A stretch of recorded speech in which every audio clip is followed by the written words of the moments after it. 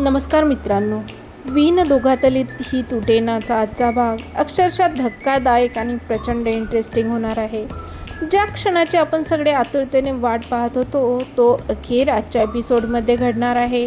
हो, शेवटी समरने अर्पिताला तिच्या सासरी परत जाण्यास भाग पाडलं. इतकंच नाही तर रागाच्या भरात त्याने अर्पिताला इतकं ओढलं की ते थेट तोंडावरच पडली. समर स्पष्ट शब्दात सांगतो की स्वानंदी त्याची पत्नी आहे. तिच्याशी कोणीही अपमानास्पद भाषेत बोललेलं तो अजिबात सहन करणार नाही. पण असं नेमकं काय घडलं ज्यामुळे अर्पिताचा पूर्ण डाव उलटला आणि तिला राजवाडे निवास सोडून जावं लागलं? चला तर मग आजच्या संपूर्ण एपिसोडची सविस्तर अपडेट घेऊया.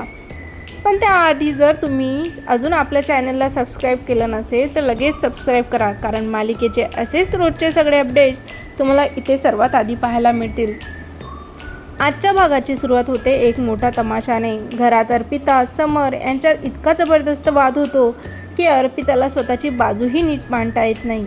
या संकटाचं भांडणाचं कारण ठरते चिंगी. अंशुमनने तिची फसवणूक केली आहे हे अर्पिताला पूर्णपणे माहीत असतं, तरीसुद्धा ती अंशुमनचीच बाजू घेते आणि उलट स्वानंदीला वाटेल ते बोलू लागते. स्वानंदी मात्र शांतपणे सगळं ऐकत राहते.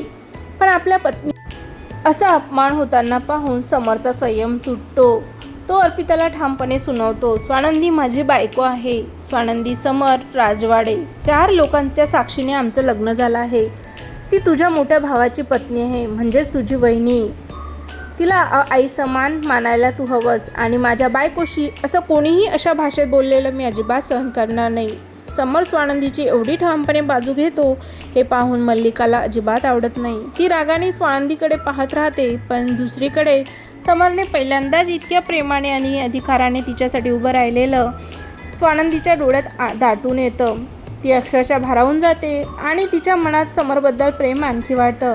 यानंतर समर अर्पिताला थेट प्रश्न विचारतो, तुझ्या घरी तुला काही त्रास आहे का? तुझा नवरा तुला मारतो का? तुझी सासू तुला त्रास देते का? अर्पिता नाही म्हणते. त्यावर समर तिला स्पष्ट शब्दात सांगतो, मग तुझ्या मुलीला तुझी गरज आहे, त्यामुळे आता तू या घरातून निघून जा, तुझ्या सासरी परत जा. अर्पिता आश्चर्याने विचारते, म्हणजे मला माहेरी राहायलाही मनाई आहे का? समर लगेच उत्तर देतो, नाही, माहेरी येण्यास मनाई नाही, पण या घरात राहून प्रत्येक गोष्टीत नाक खुपसायचं नाही, प्रत्येक निर्णयात हस्तक्षेप करायचा नाही. आता तू तुझ्या घरी निघून जा. स्वानंदीने काहीही चुकीचं बोललेलं नाही आणि जसं चिंगी या घरात नसल्याने काही फरक पडत नाही, तसाच तू इथे नसली तरी घराला काही फरक पडणार नाही, त्यामुळे आता जा. समरचे हे शब्द ऐकताच अर्पिताच्या चेहऱ्यावरचा आत्मविश्वास पूर्णपणे नाहीसा होतो. आतापर्यंत सगळ्यांना आपल्या तालावर नाचवणारी अर्पिता आज पहिल्यांदाच पूर्णपणे निरुत्तर झालेली दिसते.